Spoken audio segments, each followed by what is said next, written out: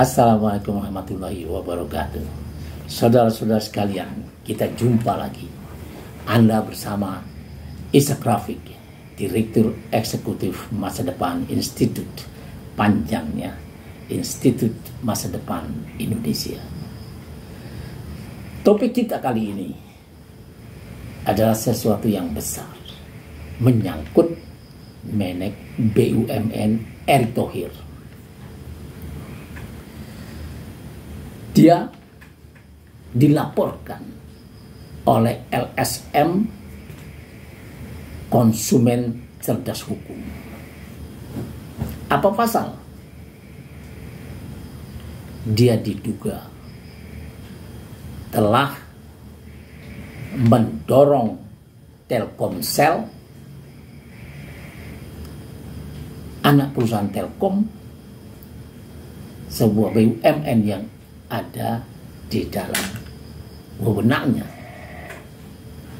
untuk membeli saham GoTo yang secara akumulatif sampai tahun 2023 ini mencapai 6,3 triliun rupiah.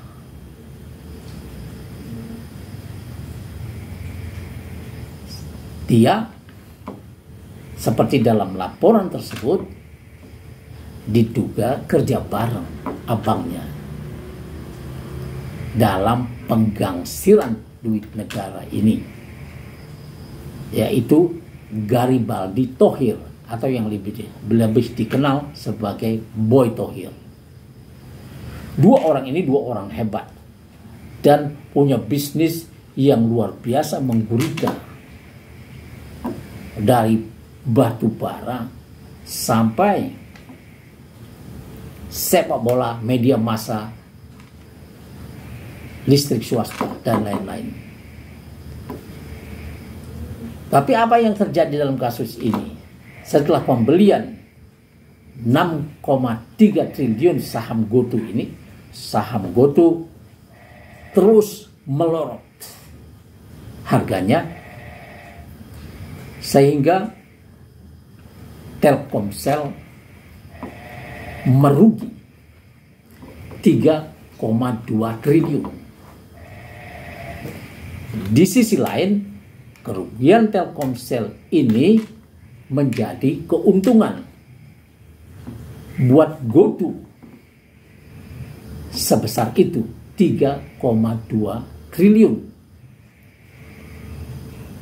Di GoTo, ya kita tahu ada abangnya, seperti saya sebut tadi, Boy Thohir, Garibaldi Boy Thohir. Nah, ini saya rasa kalau ini nanti dapat dibuktikan di pengadilan, ini sesuatu yang sangat nista, karena di dalamnya ada abuse of power, ada penyelewengan, ada penyalahgunaan kekuasaan yang membuat negara dirugikan, tapi ada orang yang bikin kaya. Itulah korupsi. Tapi Erick yang sudah kaya ini tidak mungkin melakukan hal nista seperti itu. Saya tidak percaya. Maka dari itu, saya sarankan agar Erick Thohir dan Boy Thohir, abangnya, segera ditangkap KPK. Kasus ini harus segera diproses.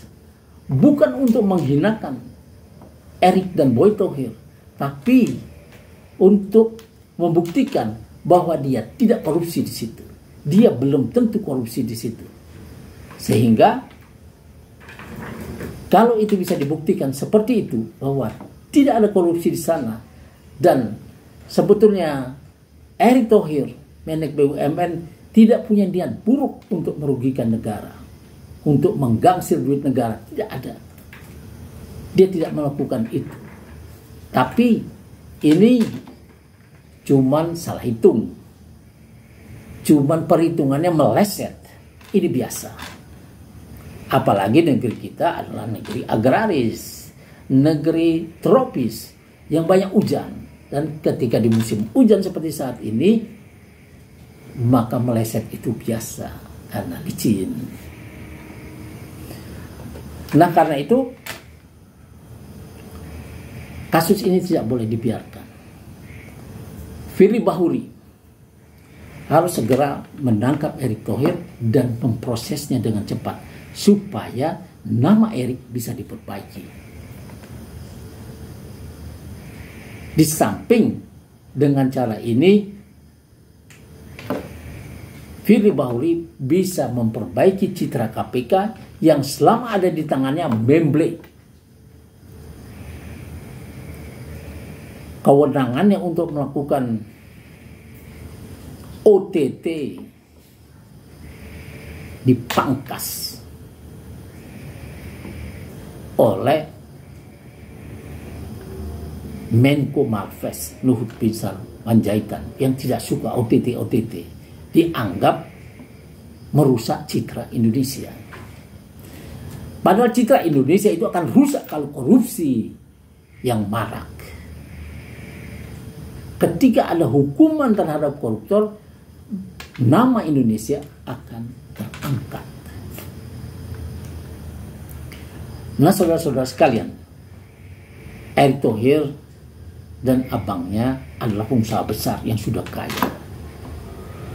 Tidak mungkinlah kedua orang hebat ini mau menambah kekayaannya dengan cara maling. Tidak mungkinlah. Apalagi si Erick adalah orang kepercayaan Presiden pilihan rakyat Jokowi yang saya yakin anti korupsi. Saudara-saudara sekalian, Erick Thohir sekarang lagi laris manis. Semua orang menginginkan Erick Thohir.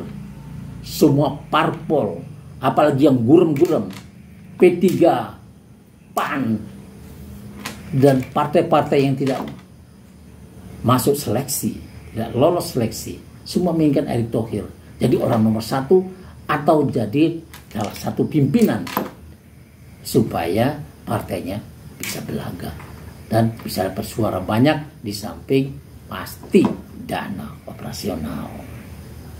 Siapa yang tidak mau dana operasional? Dan ini tahun politik. Jadi kalau tidak segera dibereskan, maka citra Jokowi akan hancur.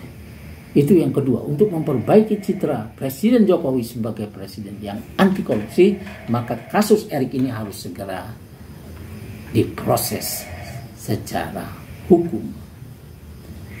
Saya yakin dia tidak bersalah. Nah, sekarang orang yang baru saya terpilih sebagai ketua umum PSSI ini dan tahun lalu berhasil menjadi ketua panitia hajatan besar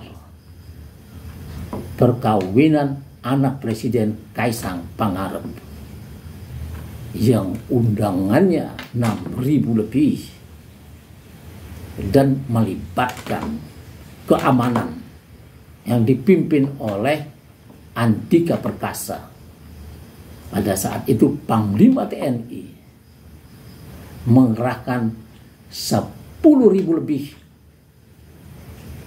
prajurit untuk mengamankan hajatan besar ini. Sehingga hajatan yang di Inggris pelantikan pangeran menjadi raja kalah besar dengan yang ini. Luar biasa. Dan sekarang Erick Thohir laris. Semua orang menginginkan dia jadi IO di mana-mana. Meskipun banyak perusahaan BUMN di tangannya merugi besar, termasuk perusahaan-perusahaan andalan, BUMN andalan seperti Pertamina, PLN, Asabri, Garuda. Rugiannya tidak tanggung-tanggung, sehingga para pengamat menyangka, punya dugaan bahwa ada sesuatu yang tidak beres di sini menjelang Pilpres. Jangan-jangan ada yang merampok dengan sengaja untuk dana-dana taktis. Tapi ini harus dibuktikan. Kita tidak bisa main tuduh sembarangan. Sekian. Wassalamualaikum warahmatullahi wabarakatuh.